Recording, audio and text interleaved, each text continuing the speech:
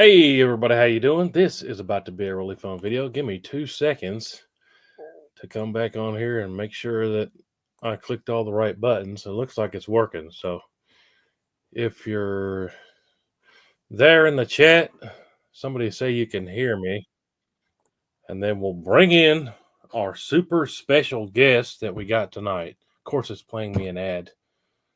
No, now it's playing me 2 ads. I guess that's good. Somebody say you can hear me. Can you hear me?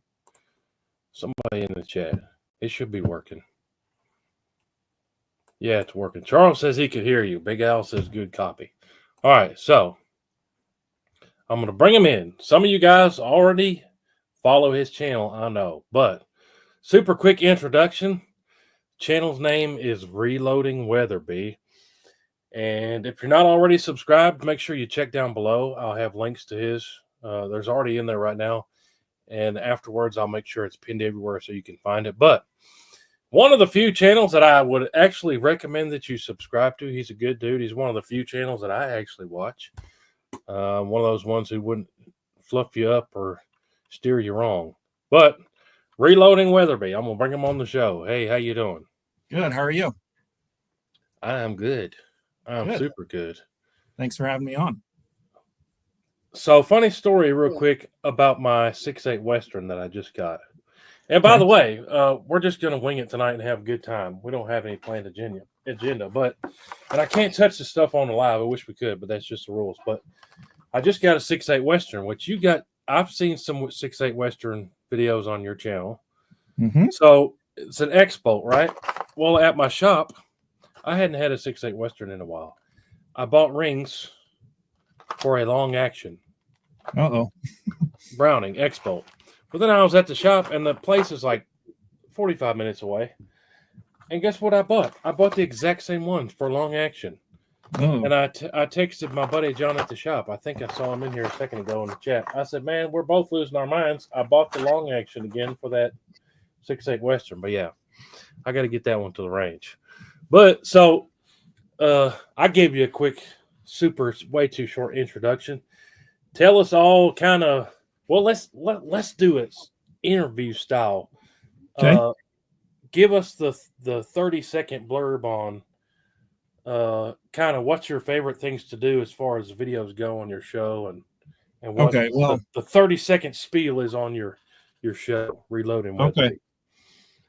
Well, I think I'm known for my cartridge comparisons, like doing the ballistic nerdy stuff, comparing like a 300 Weatherby to like a 300 PRC or whatever.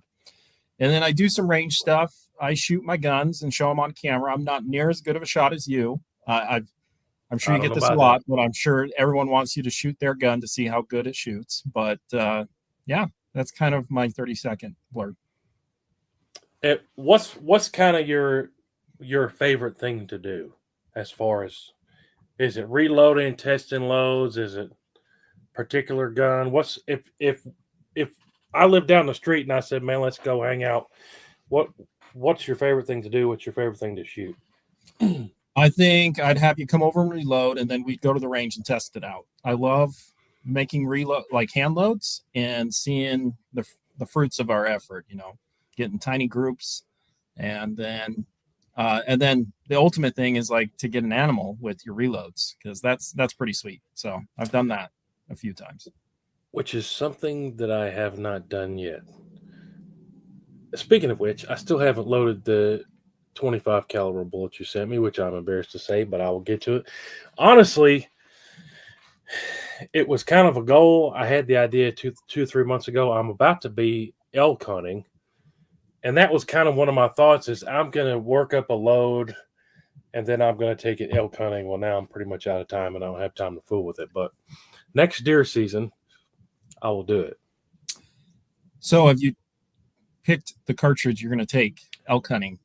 Was it next week? It's top secret, but it's getting close. But since I was going to fly, and since I was flying, I was just going to take one, but I'm driving. Whoa. So I decided to drive for a couple different reasons. flying, I don't mind flying. I fly a bunch. I fly more than I'd like to. But checking the guns, it used to kind of be nerve-wracking. It's not so much anymore. I've flown with guns more times than I can remember.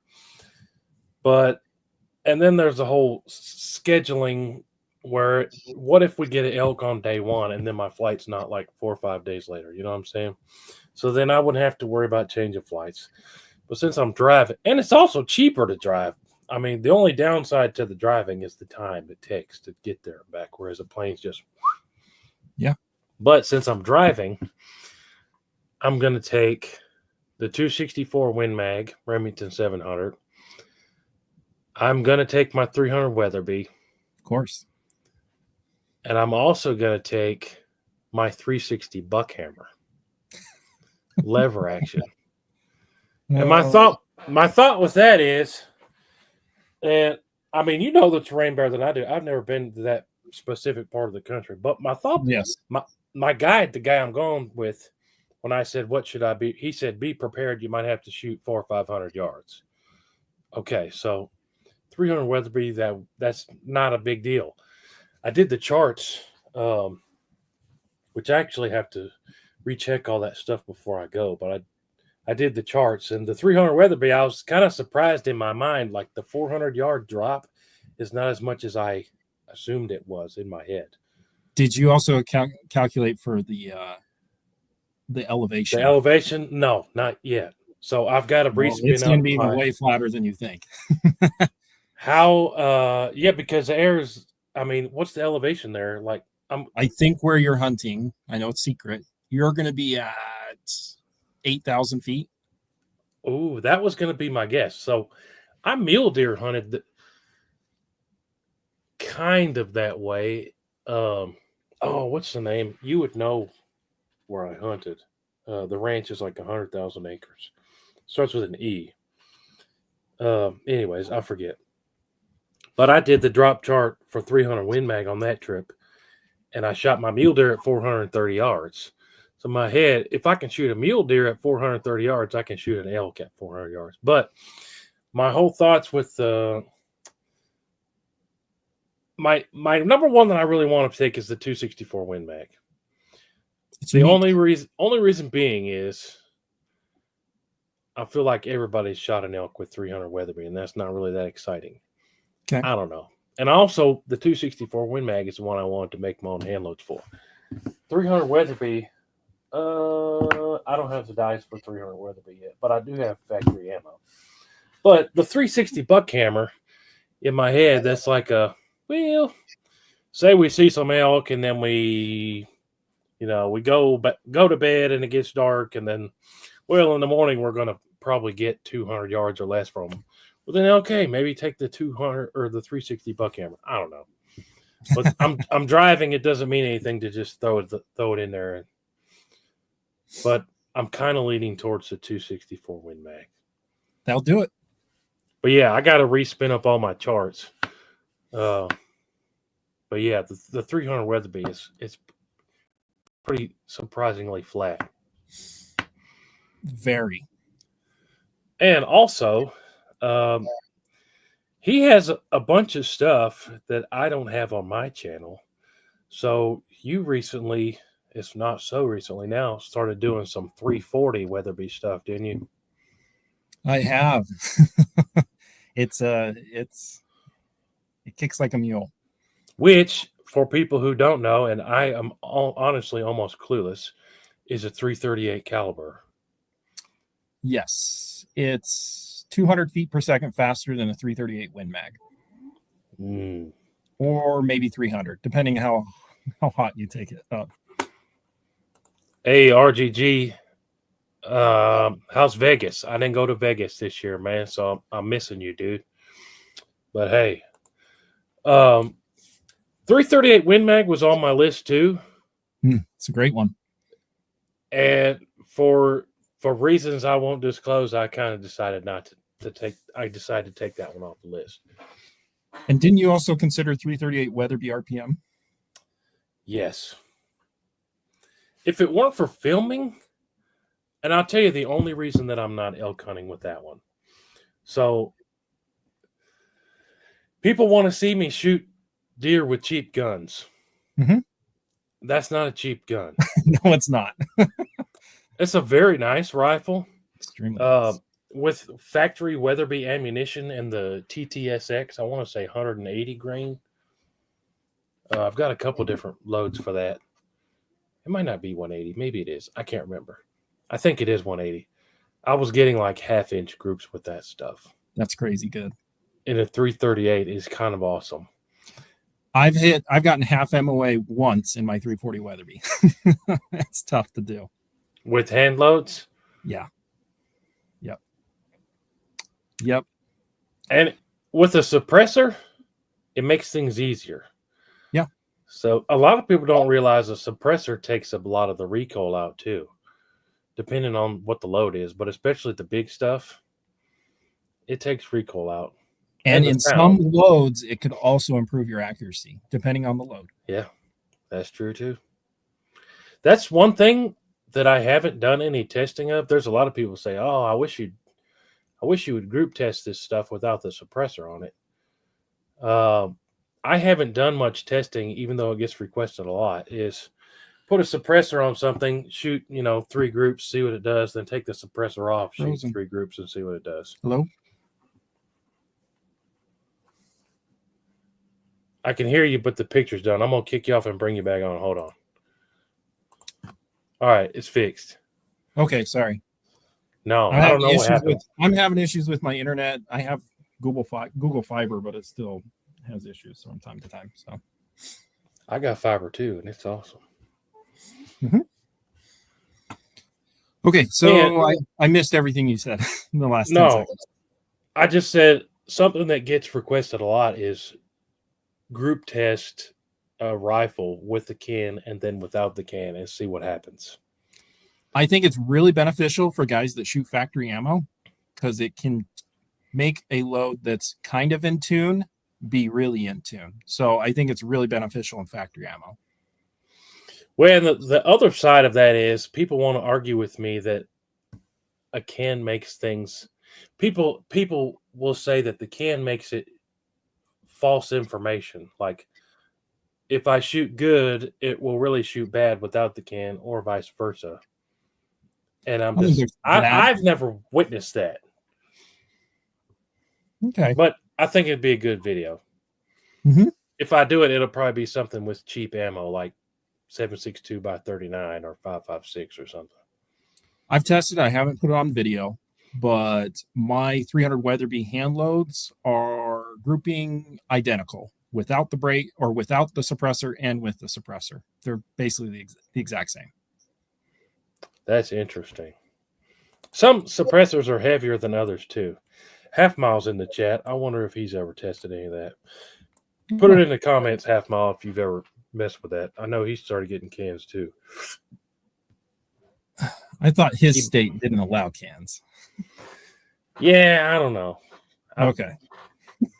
He travels. Okay. T-Bone says, how do you guys feel about 338 Win Mag bolt action? I like it. I got 2 of them. I mean, for a while, it was known as the elk cartridge. I mean, it was on my list. I've never shot an elk, so I don't really have a clue. But I kind of want to take 7 mag too. Another good one. And the only reason that I took that off the list too is because my 7 mag is a Sacco, and that's expensive. Not a cheap gun either. It's not a super expensive Sacco, but the S20. That's another one. I just lucked out, and there's some factory Remington. The Remington Core Lock tipped 150 grain. It's like half inch or better every time I shoot it in that gun. But I think you should do 264 Win Mag because no one shoots it, and no one is shooting elk with it these days. And so I'm really excited to do hand loads for that one. A friend of mine actually sent me a box of 100 of brand new brass for that. My local shop had I've got 4 different factory loads of 264 Win Mag, believe it or not. People still load for it. Mm-hmm. Remington's one of them. That's one. I've got to do more testing before I go. I'm not going to have enough time to make hand loads, but I've got to retest the factory stuff and work up all of it for the elevation and everything. But assuming it still groups that Remington stuff, okay. I shot 2 whitetail with it in Virginia like a month and a half ago. The thing is flat. I mean, I was like 200 to 250 yards standing up in a field from the shoulder and just dropped them. So I know on whitetail deer, I mean, just immediately drops them with that round and that gun. But I've never shot an elk. You'll do just fine. It's fast. And so where we're going, is that like a open type of area, or is it hills? Is it mountains? Or I know there's mountains you can see. Some mountains, sagebrush in lower elevation with alpine, or there'll be pine trees. There'll be, there'll be some trees, but it's mostly open, mountainous area. And I've only hunted Utah one time before, and it was private land, so we could drive vehicles all over the place. When we mule deer hunted, I was in bow hunting clothes, like thin pants with a foot of snow on the ground. That's kind of cheating that way. But does Utah have a decent amount of public ground? Yes, they do. A lot. Do they have over-the-counter tags, or do you have to draw them?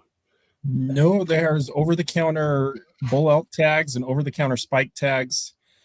They do a kind of a draw for mule deer, but you can draw out for the first time depending on the unit you pick. So it's almost a guarantee you can get a tag every year if you pick one of the correct units for mule deer. But you can elk hunt every year over the counter. Resident or non-resident? Mm-hmm. So, and how I got my tag, I mean, I'm a non-resident. I just got on the website and click. And I think the license was like $150 and the tag was like $350 or vice versa. All in all, for out of the state, for the cow tag was only like 500 some bucks total. While you're here, take a special look, or not a special look, but keep your eyes out for mountain lions. You know, in Utah, they basically treat the mountain lions like varmint. If you have a Utah license, just like a big game license, you can kill cougars without a tag. No kidding. All they want from you is to report back to them when you kill it. That's all they don't ask. Have a quota or anything? Nope. They want you to kill as many as possible. Wow. So I would keep a special eye on that one. Wow, that's crazy. It just started a couple years ago. So who knows how long it'll last, but Utah's trying to get rid of them. Wow.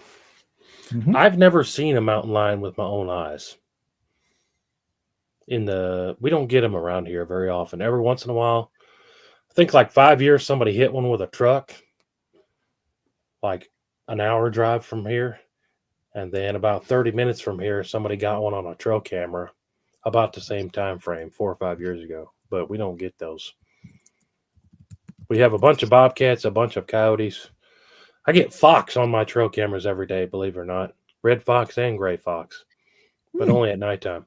That's another screwy thing about Tennessee. We can't coyote hunt. We can't hunt anything at nighttime. No, either can we. We can't have thermals. Yeah, we can't either.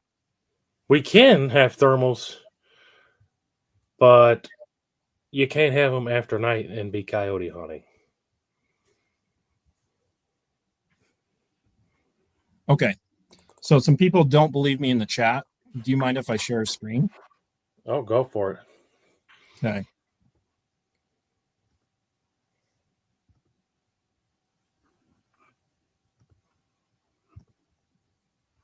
Okay, can you see it? I think I got to pop it up. There we go. There it works. Cougars can now be harvested year-round with a hunting or combination license. The back Nice. limit or requirement for a permit has been removed. You can also trap cougars as well, so like use hounds. Oh, Let's see. And it's year round. All you need is a hunting license. wow. Yeah. So for those that didn't believe me, that's the Utah Division of Wildlife Resources. I believe you. Anyway, You are catching that in the chat more than I was. And this one's kind of interesting, which Tony says trail cams after July are banned. I missed what state we're talking about there. Utah.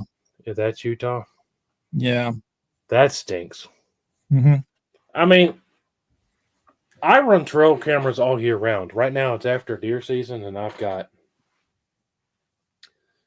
like 10 out of the cell phone kind. And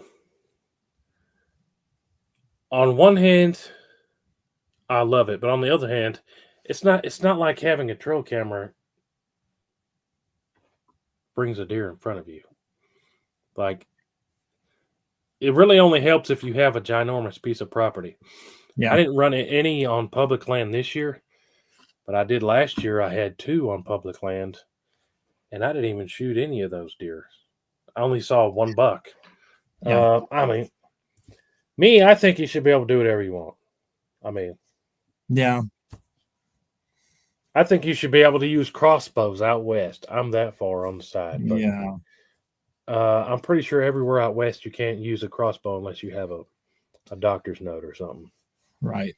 I think that's same for Utah. So A lot of people want me to film and hunt with a bow, vertical bow. I haven't hunted with a vertical bow in 15 years. Ever since they made it legal for us to hunt with crossbows, I shot the biggest whitetail I've ever seen with my eyes this year with the crossbow. that's awesome. But I don't know. Some people are against crossbows, against trail cameras, against whatever. I don't really care. And where you're hunting, you might see some pretty big mule deer too. That would just make me sad. You saw the mule deer that my dad got this year, right? Yeah. Yeah. It took him a while to draw that one out, but it's 28 inches wide. I think he technically rated like a 185, maybe 190. So a good sized buck, not a trophy though. And so the guy that called me to come hunting out there, I mean, when he called me, he was talking about, let's take a nice elk. And I was like, I know how much it costs because I've had an elk tag 3 times. And I was like, I don't want to pay the money. I can't afford it. And that's when he said, well, why don't you come shoot a cow elk? I said, okay, I'll come shoot a cow elk. And that's what we're doing. But I got zero experience. Probably will taste better. That's depending true on how old it is. That's true too. I've had a bunch of elk. I've had a bunch of friends shoot elk and let me eat the elk meat, but elk's really good. Are you gonna do any? I can't remember. Have you ever done a bison hunt? I have. It's on the wall right there. Oh yeah. But they weren't. It wasn't a wild bison with the bison tag. No, we were on a 5,000 acre ranch. It's kind of like let's drive around and find them, and then we'll shoot one. There are 2 wild herds in Utah, and it's a once in a lifetime tag that you draw. But I've been putting in for it, and so I'll use that 340 Weatherby for bison. That'd be sweet. Is that like a point system, or is it all just lottery? No, point system. How many tags do they give out a year? I have no idea. I mean, there's only 2 wild herds, and they're very small, so probably not a lot. That's kind of like, so Tennessee has elk. They introduced them in like the year 2000 or 2003 or something back, and that this year they gave out 15 tags. But it's a 100% lottery. There's no points. It's like $10 to enter. And this year, I think 10,000 people or so, or last year, it was 10,000. I don't know. I didn't see the numbers this year. So the past like 4 or 5 years, I got 4 kids. I tell everybody in my family, I will pay for it. It's $10-15 for we're all putting our names in. Yeah. So my dad's never drawn it. I've never drawn it. My wife has never drawn it. And up until this year, I could put all my kids in. So every year we're putting 7-8 names in, and nobody I know has ever drawn it, and we've never drawn it. But there's no points. It's just a 100% lottery. But this year I was mad because this year they changed the regulation where you had to be at least 16 years old to put it in there. That's dumb. Yeah, it was super dumb. But the one guy, I have a friend who guides for that elk hunt. And I have another friend whose friend actually drew it this year. And it was super bogus because the way they break it up is like, you have a tag, here's where you're hunting. You have a tag, here's where you're hunting. Well, where he had his tag, there was no elk. Like they literally lived there in this small area. And the game wardens were like, sorry, tough beans. So this guy, what they used to do is if you were the last man standing, they'd tell you where the elk are, and we'll help you go take an elk. Like it's a really big thing, and we're going to help you. Now they changed it this year to where, oh, there's no elk there in your unit. Sorry, you're tough out of luck. That sucks. So isn't that like a once in a lifetime tag too in Tennessee? If it's written that way, I've never read it that way. Okay. But it might be where you can't get it again, but I have no idea. Nice. Everything says go to Texas and shoot an elk. They're considered exotic game. You can hunt them all year. I didn't know that. I knew they had elk, but I didn't know you could shoot them. I didn't know there was elk there. Yeah, there's elk in like northwest Texas. Okay. They charge you money to shoot them too, though. Yeah. Texas has like almost no public land. So I would make an assumption that you're going to be paying big bucks to go shoot them on somebody's private. Plus, you can't really shoot them year round. I mean, you could, but they're not going to have their horns on, antlers. Yeah. Well, hopefully this coming fall, I will draw out on my really good limited entry bull elk unit in Utah. It's not like the best of the state, but it's upper tier, and it's going to be pretty awesome. Hopefully, if I don't get it this year, it's guaranteed the year after that I'll draw it with the points. Really? Mm-hmm. How many points does that take to get that unit? Guaranteed? Mm-hmm. 13. Whoa! See, to me, that blows my mind. So I started hunting in Tennessee. That's where I live. 20 years ago when I started hunting. So my background is the only big game we have is whitetail. Mm-hmm. We get $2 a year, 3 does per day. And that's not the whole state gets 3 does per day, but a big chunk of the state. I think there's 4 units now. It's very simple to understand. Unit 1, 2, 3, 4. It's very easy to understand. So, and my unit's the biggest unit. I mean, it's like, 80 counties or something. So when I started to get the idea of hunting out west, it's like, well, yeah, let's go buy tags. Let's go shoot mule deer. Let's go shoot elk. And then I start talking to my friends, and a buddy of mine invited me to hunt with him in Montana. Like, oh yeah, how's it work? Like, oh, well, here's the thing, and you got to put in, and I'm like, are you kidding me? You got to pay $1,500 just to apply for that deer elk tag? Yeah. And then they hold your money all year, and then they tell you 6 months later if you got it. And I'm trying to tell my wife, oh yeah, I got to pay $1,500 just for the chance. And it's like, are you out of your mind? No, but if I don't draw, they give me the money back. And it's like, well, if you don't shoot one, you get your money back. No, you don't get one. You just wasted a bunch of money, It's and then like you just said, you got to put in year after year after year. And I know all these guys are putting in for points for like 5, 6, 7 states. And I'm like, you got to be kidding me. Come to Tennessee. You can hunt 2 bucks and 3 does a day and have a good time, you know? Well, you can do over-the-counter elk. You can do over-the-counter bull elk in Utah. It's a tough hunt. But what are the chances of you getting one? Maybe 10%. I went with guys to Colorado last year. They don't have it this year, but the year before they had over-the-counter in Colorado for elk. Out of 5 of us, you know how many of us got an elk? Zero. You know how many of us even saw a legal elk? 0. We saw 1 legal elk the whole time, and we were driving at like 3 a.m, and it was standing in the road. That's it.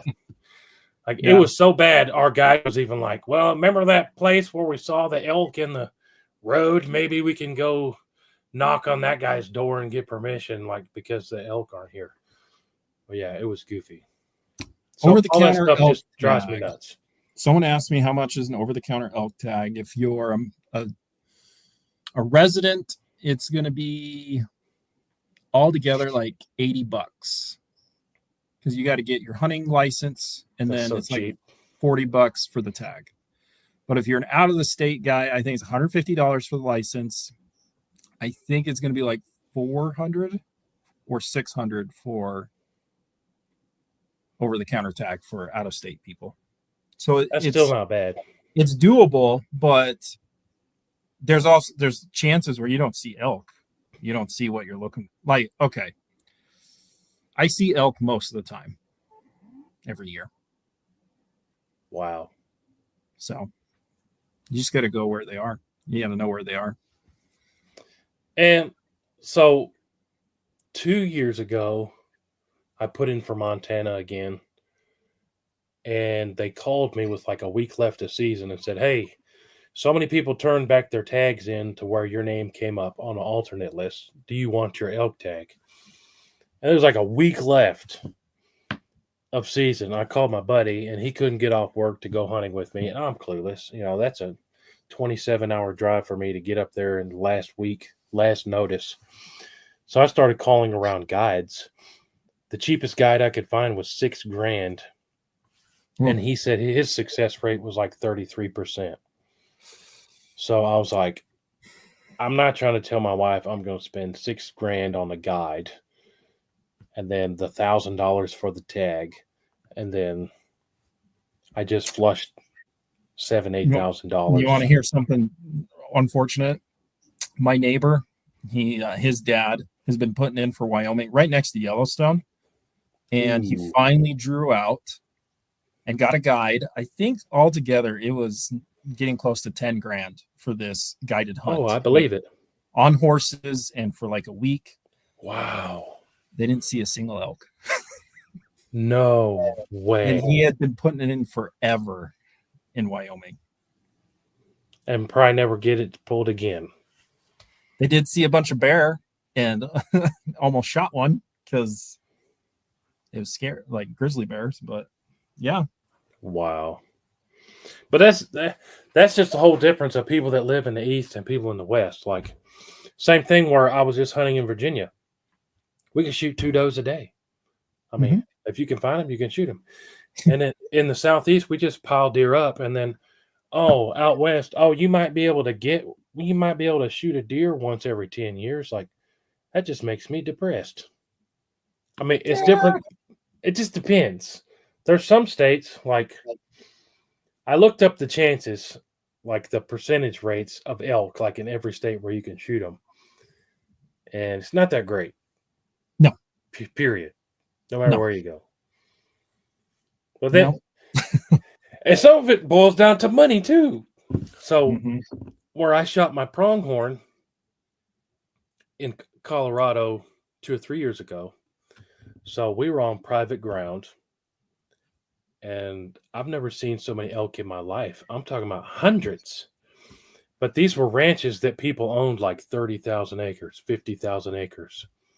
And the particular one where I was staying, not where I hunted, but I was staying there, and then we were hunting another property, they only bow hunt. So we're sitting there drinking coffee, and there's 300 elk like within 400 yards of me. The biggest animals I've ever seen in my life. So I'm talking to the guy that owns the place, and he's like, yeah, you need to come out here and shoot an elk with me. And I'm thinking like, okay. And he was one of the places that only bow hunts, which that's not a problem. I could get a bow and practice, whatever. But then it's like, well, what does this cost? And he's like, oh, it's a piece of cake. It's just 15 grand. I'm like, oh, just 15 grand. But I mean, if you got the money, you can do that kind of stuff, like shoot monster elk easy every year. But that's how much it costs, and you can get the landowner tags and all that stuff. But yeah, I don't have that kind of money. I don't have the kind of money to do any of that stuff. But have you been around elk when they're bugling, like near the rut? no, not in real life. No, it's surreal. It's incredible. So yeah, I mean you're hunting the really late season, so I highly doubt you'll hear them bugle where you're going.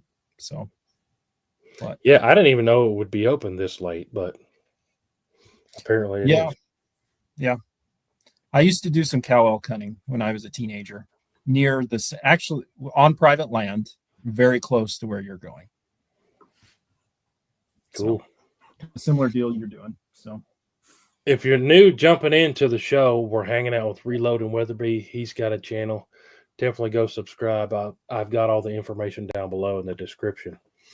What's the next thing you're working on, or something that you're excited about that you had a video today that I went to click it and watch it, but it was scheduled out. Oh, sorry. It's scheduled for tomorrow.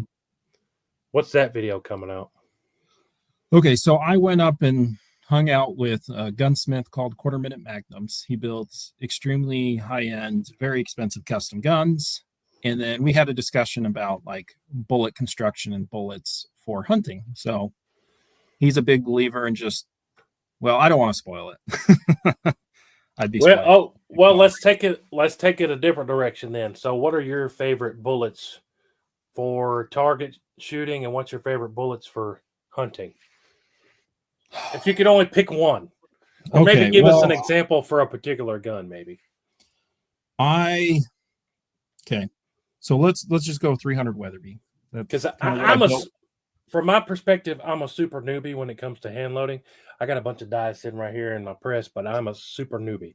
I've only loaded 6mm Creedmoor and 243. That's all I've loaded so far. Yeah.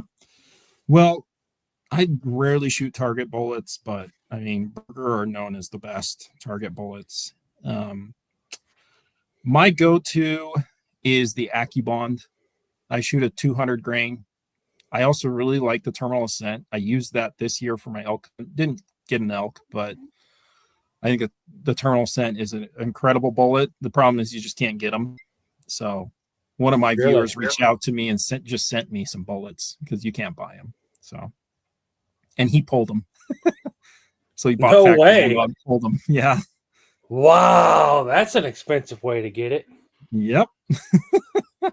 So my factory, I was going to film shooting a mile with a friend of mine, and he said, just bring a couple guns and we'll do it and walk it in there or whatever. Not a big deal. So I couldn't find any ammo. This was when you couldn't get ammo. Like, I guess in 2020, 2021, things were tough as far as ammo shelves.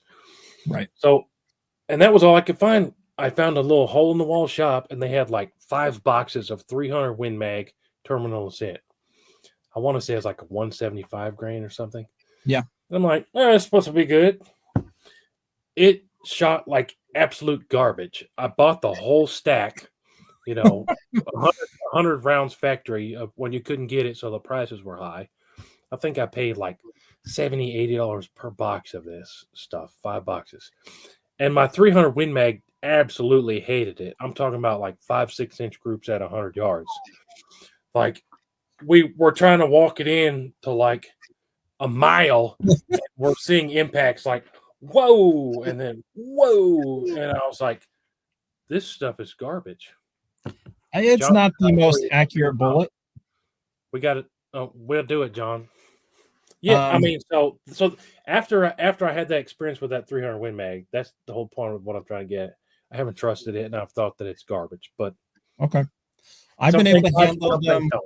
I've been able to hand load them close to half MOA in my 300 Weatherby. Sweet. And how heavy? I sent them a 200 grain. It's really high BC. I really like it. You just can't get them. So the AccuBond's kind of my go-to. It's not going to be the most accurate. I mean, they do pretty good. Like I've gotten a quarter MOA group before with the AccuBond. Is that the white tip bullet? Mm-hmm. Yeah, I think I shoot 200 one of your bullets. videos today with that one. Yeah, I had to skim a bunch of videos. I was making the thumbnail to put your face in it. I had to skim a bunch of videos just to find a picture of your face. Sorry, I don't show my face as much as I should. So, but put whatever you want to put in it. Yeah. There's a lot of other good bullets out there. So lately I've been shooting monolithic bullets. So I like Barnes. Barnes have been good. If you just want the easy button for accuracy, get hammer bullets. Easiest to load for I've ever seen in my life. In really picky guns, it's super easy to load for. And yeah, so I really like hammer bullets. That's what I'm going to be, but that's basically what I've settled on for my 340 Weatherby. This 340 Weatherby is really, really skinny sporter barrel with a wood stock. Let's just say it's not a precision gun, okay? But those hammer bullets are the most consistent and the ones that consistently get sub MOA for me. So sweet. And those 25 calibers you sent me are the 92 grain, right? Off the top of my head. They're sitting right here. I don't know if we're allowed to pick them up and touch them on the lives or not, so I'm kind of afraid to, but I've got dice for 25-06 and 257 Weatherby. So I can load that in both of those, right? Absolutely. I'm getting 0.3-inch groups with the 92 hammers. Ooh, at almost 3,900 feet per second. 3,900? Yeah. Whoa! And that's what, a 26-inch barrel Vanguard? Yes. Yeah. Nice. I didn't realize they were that fast. So fast. Yeah. 3,900 feet per second and accurate. And you can get like a 67 grain bullet from hammer in 257. And I'm thinking, man, I could like get 22-250 speeds, like 4,500 feet per second if I really wanted to go that light. But I haven't. The lightest bullet I've tried is 92 grain. And it was going 38.70. That's crazy. And it was a 0.3-inch groups. That's nuts. Talk about flat, okay? Oh, yeah. This guy says, y'all should listen closely to this man. He tech drives reloads. Oh, thank you, Rose. I'm not the best. I'm your average. I've always said I'm an average Joe reloader, definitely average Joe hunter. Like WHOTEEWHO is a much better hunter than me, and I'm an average Joe shooter. So, I mean, if you're a shooter, you're a hunter. I mean, the whole thing about hunting is you got to have access to places to hunt. That's the problem. So I used to have a nice public land spot where I kept logs, and where I talked about I can get 3 does a day. So this public land I used to hunt, a third of the time I would shoot a deer. I feel like that's pretty good odds. Yeah. That's does. I also shot a really big 13-point whitetail off that same spot. But as Nashville got bigger and bigger and bigger and bigger over the past 15 years, like I can't even hunt there anymore. Because there's old ladies walking their dogs through that land, and there's kids riding their bikes through there. And it wasn't the fact that there's too many people hunting. It's the fact that the Nashville area has gotten so big that there's just neighborhoods. And people use that public land as their playground because they live in a neighborhood and they have no yard. So they'll send their kids to go mess around in the woods. And the last time I hunted there, I had my 12 gauge with a scope on it, and it's right at last light. And here comes, I thought, a deer. I have my shotgun up, and I had a kid on a tricycle in my scope. Oh and I was like, you have got to be kidding me. It's 20 degrees out here. This little kid is probably 6 or something, riding a tricycle in the woods, probably a mile from his house. And I'm like, what is happening? And after that happened, I was like, I'm not hunting here anymore. But that's the whole thing. I mean, it used to be you'd go knock on 10 doors, and maybe half of the old farmer would say, yeah, I hate deer.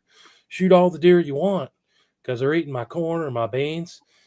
But now with the internet and all this stuff, they're either afraid you're going to break your leg and sue them, or they've already leased the land for hunting rights. That's a big thing now here too, where everywhere I go, I say, hey, can I hunt your land? Or, ease into that conversation.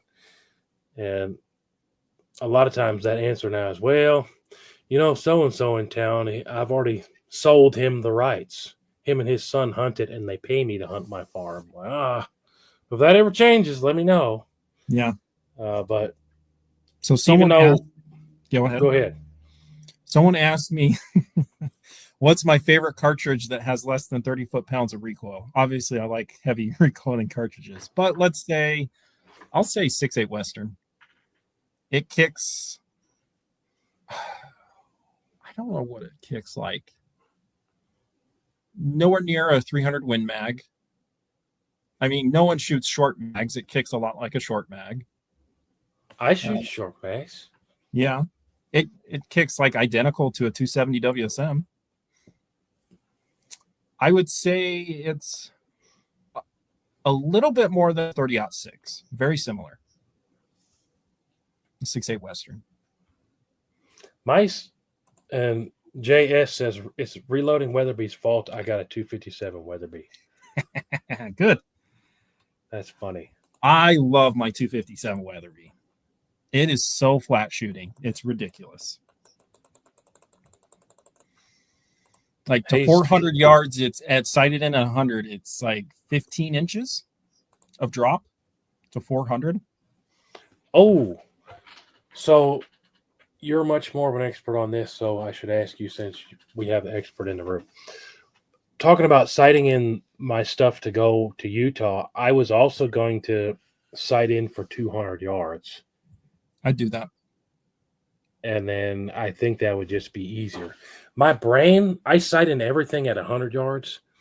All the deer we shot in Tennessee this year were inside 30, like in the woods. But I sight in everything at 100 yards, so my brain has a lot of that memorized, the drops. Almost everything at 200 is 3 to 4 inches. 300 is 12 to 16 inches. 400, I got to look at the book. But I figured it would be a better idea to sight in at 200. I would recommend 200. So basically this is not exactly right, but sighted in basically an inch high at 100, roughly.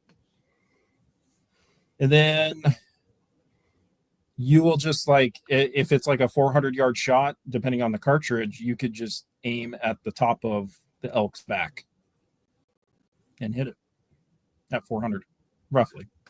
So, and I really like to do the precision stuff where I'm going to tell you exactly where that bullet hits.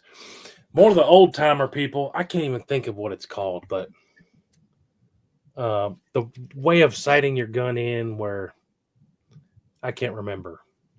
You can still hold on the animal between X, Y, and Z. I forget what people call it. There it is. Here it is. Gary says it. Maximum point blank range guy. Yeah. So for the longest time, I argue with people and I say, that's unethical.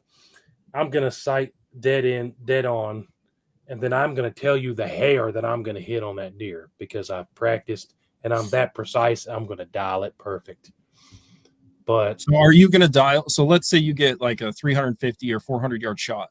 Where you go? Are you going to dial it or hold? Well, and that's kind of what I was getting to in this conversation. Now I'm more towards the acceptance of it's gonna, if I sight it in at 200, at 300, it's only gonna drop whatever. I'm just gonna hold it, as opposed to, give me a minute, let me look at my chart here. Click, click, click, click, click. Which my mule deer that I shot at 430 yards, I dialed for it, but I don't know. I feel like I guess holding it's a over. little safer to dial as long as your numbers are correct. Yeah, exactly. I did a Wyoming hunt a couple years ago, antelope, and in Utah you just don't see that much wind, not like Wyoming. And I had a 325-yard shot on an antelope. That's a good I shot. held it perfectly as far as elevation. I forgot there was a 30-mile-per-hour wind, and it shot right behind its Ooh. butt. Wow, that's some wind. That's serious wind. I was shooting a partition out of a 270 Winchester, so it wasn't like the most high BC bullet, right? Still, And I remember last thing I saw pulling the trigger, it wasn't the greatest shot. I had put it right over the antelope's middle of the back. And so I looked at the video footage, and it was just inches past its butt. So I was really close to hitting it, but unfortunate. There's a hard lesson to learn that Wyoming wind. My headphones are telling me they're dying. Hold on. Okay.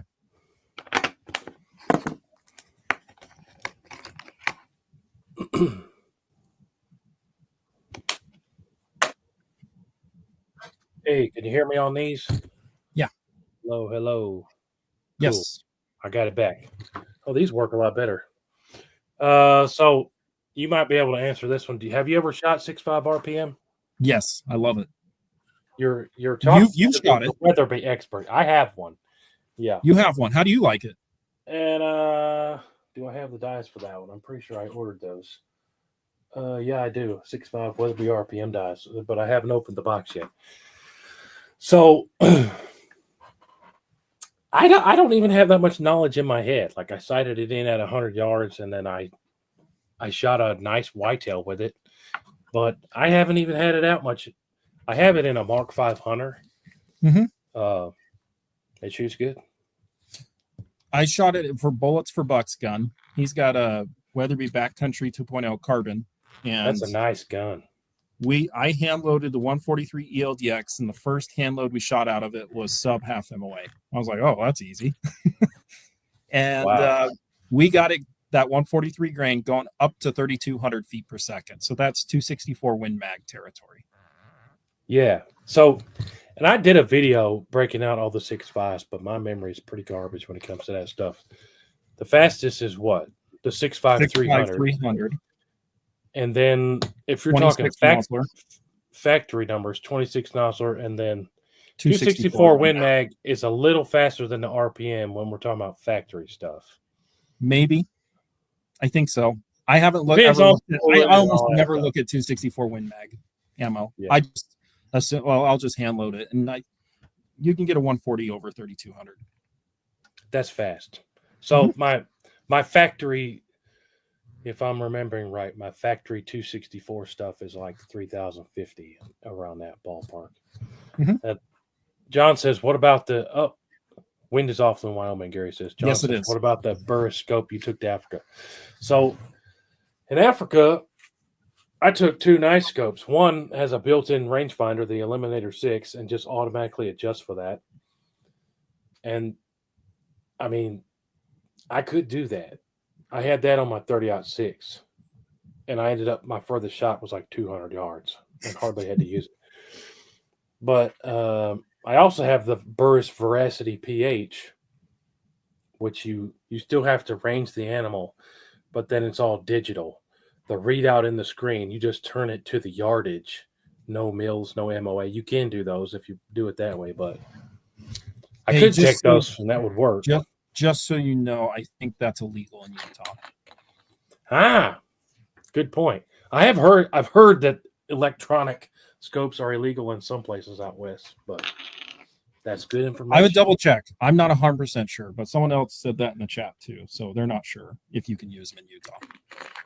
And my 264 Win Mag and my 300 Weatherby, I think I have Arkin scopes on those. Yeah. Have you ever used those scopes? Nope, I haven't. I think they're good. They're cheap compared to a lot of other stuff. I have almost no big money scopes. Those burrs are pretty expensive.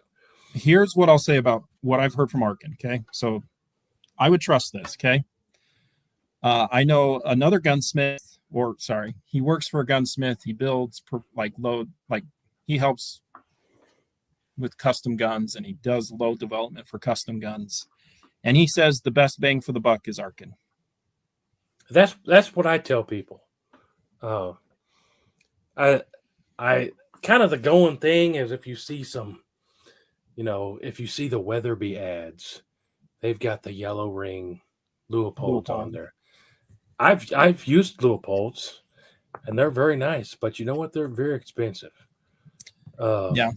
And I've hunted with some guys that have Swarovskis. And I'm not even saying it right, but that's how it's spelled. Yeah. And they're very nice, but they're like $5,000 per scope. On Monday, I shot a $6,200 scope. And what was that one? A Tangent Theta. Easily the nicest scope I've ever shot through. The glass was incredible. But it's all about perspective too. Like if you're used to a $50 Walmart scope, you know what? If you put it on arc into your eyes, you'll be like, holy bananas, how did I not know this existed? Yeah. And then if you're used to Arkins, which, like you said, in my opinion, is the same. That's exactly what I tell people. Best you can get for your money. I just mounted an Arkin today on a 243. But if you're used to Arkin and somebody gives you a $5,000 scope to look through, you're going to be like, oh, man. But is that worth $4,000 more, old man? Well, then the perspective is different. If you make $1 million a year, well, your $5,000 is my $50. You know what I'm saying? So yeah, doesn't really matter. Yeah, make that money. So I'm scanning the chat here. So you asked me a while ago, what I'm doing coming forward. I'm going to try to go to the range soon with the 7 WSM. That cartridge is pretty much dead. No one has it, but a viewer of mine sent it to me and gave it to me. So I was like, okay, I'll do it. Whatever. So 7 WSM. You've never shot a 7 WSM, I assume. No. It is almost identical in case capacity to a 7 PRC. That makes sense. Mm-hmm. And that just kind of brings up something in my mind. So that brings up the whole conversation of why do we need a 7 PRC? But then that's kind of like, and why do we need a 6.5 PRC when we already had 264 Win Mag? And I have these conversations with people all the time. I don't know the answers to that. But I also bought something yesterday I never had. And I haven't done any videos on it because I just bought it. A 260 Remington. And then I'm looking at this and I'm like, it's a 6.5 Creedmoor.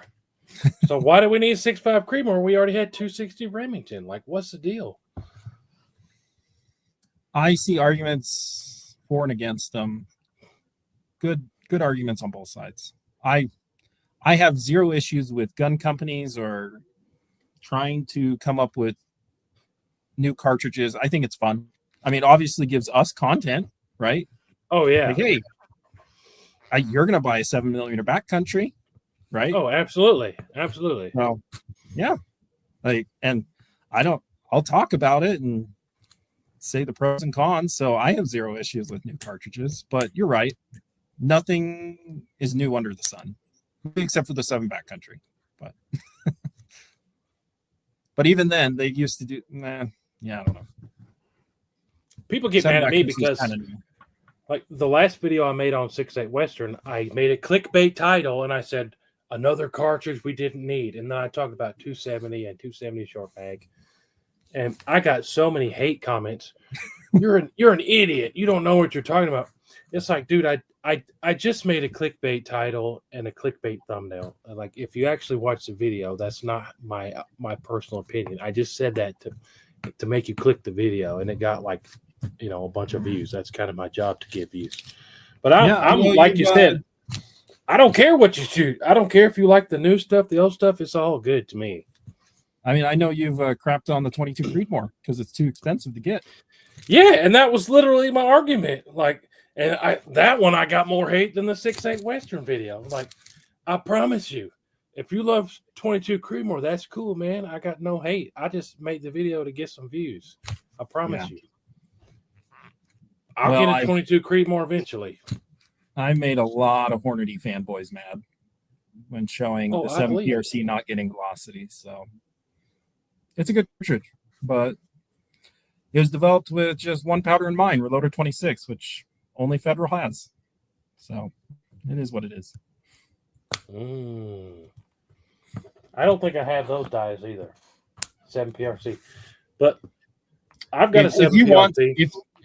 If you want, I can get you. I have 7 PRC dies that I don't use because I don't have it anymore. You might need it someday. I don't see myself getting one again. You never know. Yeah. You might have a viewer send you one. Yeah, maybe. Matthew says 22 250 does everything I need in a 22 cal. That's kind of what I said in my video. That video was funny. 6.8 Western beats 7 PRC. People were fired up. Well, it wasn't a fair comparison. I was using a semi-custom Fierce with a 26-inch barrel and the 6.8 Western versus a Mossberg Patriot and 7 PRC. And I did say in the beginning, this was not going to be an apples to apples because the barrel length's different and obviously the quality of the rifle is different. But the 6.8 Western smoked my 7 PRC. And no, I have the Mossberg Patriot and 7 PRC, and I'll probably never sell it because it shoots better than a 1/2 inch. It's good with the factory ammo. The smallest group I ever got with factory ammo was like 1.3 inches with the match. And then, okay, this will make you laugh. The only sub MOA groups I ever got with that Mossberg Patriot and 7 PRC, guess what bullet weight it loved? Would get like half MOA. The lightest stuff. 120 grain ballistic tip. Wow. Yep. And that kind of defeats the purpose of the 7 of PRC. a 7 PRC when you're shooting a 120 grain bullet.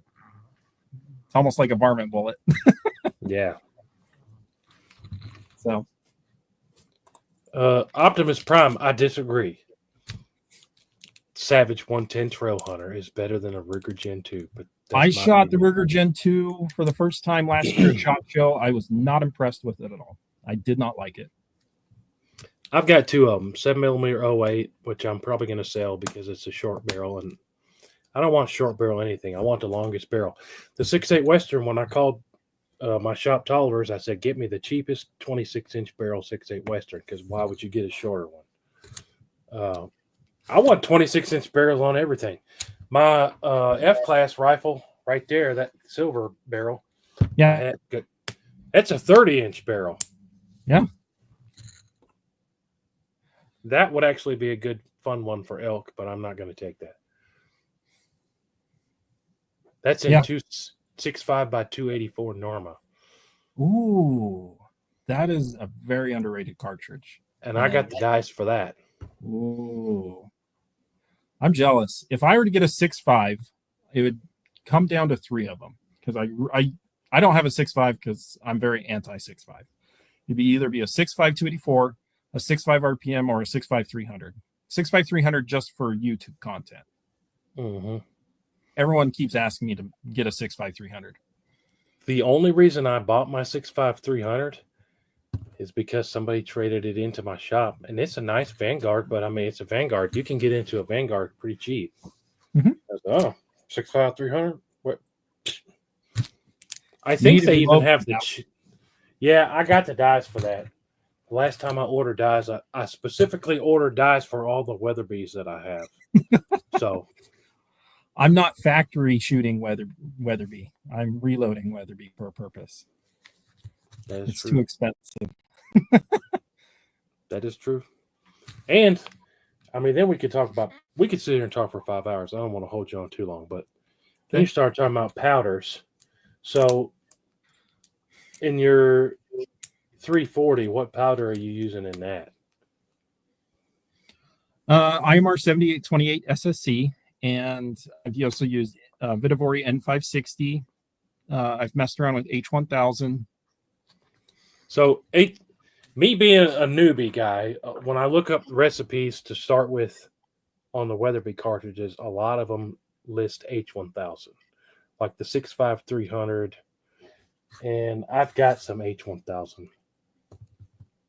Yeah. But we'll see how it goes. You'll be the first one to know how my Weatherby loading pans out. And please message me, let me know, like, if you need any advice, because the books are completely off with Weatherby cartridges. I'll just say that. That's good to know. So, okay. I will just say, can I share something? Okay. So I loaded up a 225 grain Barnes TTSX in my 340 Weatherby. Okay. That's the blue tip? Yep. I started at the starting recommended load for Barnes, and it was 300 feet per second faster than what Barnes said I would get. Whoa. I was pushing that 225 TTS. I finally stopped around 3130 feet per second. Oh my. Because I just didn't want to go too much over pressure. So every single Weatherby has been way faster than what the book says. So don't do whatever you do. Don't go straight up to the book max. Don't start at the max. Do not start at the max. You will be way over pressure and a whole lot faster. So those Weatherbys are way fast. That's what they're known for. Me being a new reloader, I pretty much just go, what is it? How I loaded the 243 and the 6mm Creedmoor, the last stuff I loaded. There's a website that Hodgdon runs. It's like Hodgdon, and it has like an interactive list. Like, what's the bullet? Yeah. And it pretty much tells you, here's a good starting place, and here's what you should expect. And that's what I've used so far. That'll work. Hodgdon is great because they have literally every single cartridge, while other books don't. Like Nosler and Hornady books, they don't have everything, unfortunately. It makes sense, but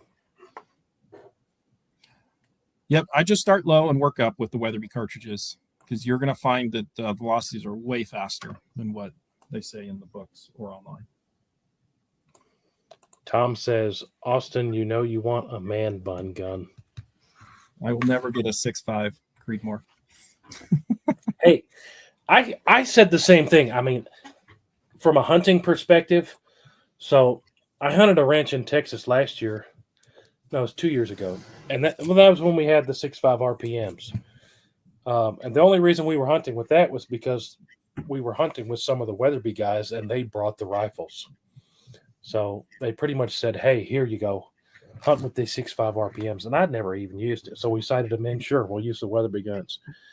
And they were real nice guys, super nice guys. It was the first time I was introduced to any of the Weatherby guys. Mm-hmm. Not the Weatherby guys, but some of their employees. Every person I've met there has been super nice. But what's the whole point of my story? What were we talking about? Oh, 6.5s. Okay. So I was hunting with this old guy. They called him Barefoot Bob. He was my guide. So this place, they didn't want you hunting alone, pretty much to have a guide with you the whole time. And because they were real particular what deer they wanted to shoot and what not to shoot. Well, this guy, Barefoot Bob, he's like 75 years old, couldn't hardly hear. And he's like, well, what kind of gun is that? And I said, oh, it's a 6.5 RPM. And he was like, 6.5? We hate 6.5. Why are you using that? And I'm like, what do you mean? He said, I lost count. We've lost so many deer to 6.5 Creedmoor. We really don't like people hunting with those. And I was like, well, it's the same bullet, but it's faster than 6.5. And when I shot my buck, it was only like 180 yards, and it just dump trucked him, fell right over. And he was like, I like that 6.5, you know. Yeah, it's a Weatherby. It's not the same, but there's a lot of places that I've been to that even when I went to Africa, the kind of the intermediary guy that was talking to the guys in Africa for me, they were like, he is not bringing 6.5 Creedmoor. We have never let anybody hunt with 6.5 Creedmoor over here. Absolutely not. And my friend had to tell the guys in Africa, like, he can shoot. You need to let him hunt with 6.5 Creedmoor. And they did. But it was even kind of funny because when I was over there, you know, they said I could hunt the smaller stuff like Impala with it, and that's fine, no problem. I shot a blessed buck, which is kind of a bigger antelope thing. But when we got on the blue wildebeest, I looked at the guy and I was like, 6.5 Creedmoor? And he was like, no, do not shoot the wildebeest with 6.5 Creedmoor. And I kind of said it halfway joking and halfway just to see what he said. He was like, absolutely not. Blue wildebeest 30-06. Okay. But depending on where you go, they might even let you hunt with 6.5 Creedmoor. But it's a good target cartridge. Oh, just talking about that. Yep. I've shot it to like 1,400 yards pretty effortlessly. Same thing as 6mm Creedmoor. I've shot a huge deer with 6mm Creedmoor. It'll take deer, but yeah, we could talk about that for a day. Well, you can take just about everything with a good shot placement, but it's not about, for me, it's have the added insurance because you don't always get your perfect shot. Yeah.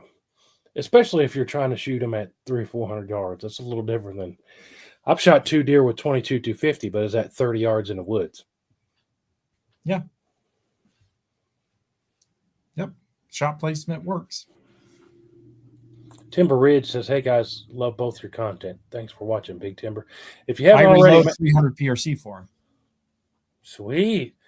So that's another thing that I haven't talked about yet. I just got a 300 PRC barreled action, and I haven't put it in the stock yet. I've got to do that ASAP, but I'm trying to find a stock that doesn't cost a fortune that's good. But that should be pretty cool because it's a heavy barrel 300 PRC.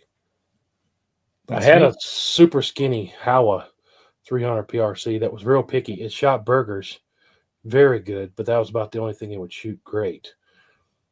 And I sold that one, and I got this 300 PRC barreled action that's a heavy barrel, 26-inch barrel that I think should do good. But I got to put it in stock first, and I got to get a trigger for it. But we've been on here over an hour, and I told him I plan on 30 minutes or shorts. I don't want to hold up too much of his time, but we'll have you on again. I appreciate you hanging out, and thanks everybody for watching. But make sure you're subscribed to Reloading Weatherby, and if you're watching this after the fact, make sure you're subscribed to Reloading Weatherby. It'll be in the pinned comment and in the video description. And like I said, he's one of the people where I actually watch his videos, and it's good stuff worth watching. And I honestly can't tell you that about too many people. So everyone go subscribe to his show. I appreciate you hanging out. Well, thank you, WHOTEEWHO. Thanks, everyone. We'll talk soon. Appreciate it.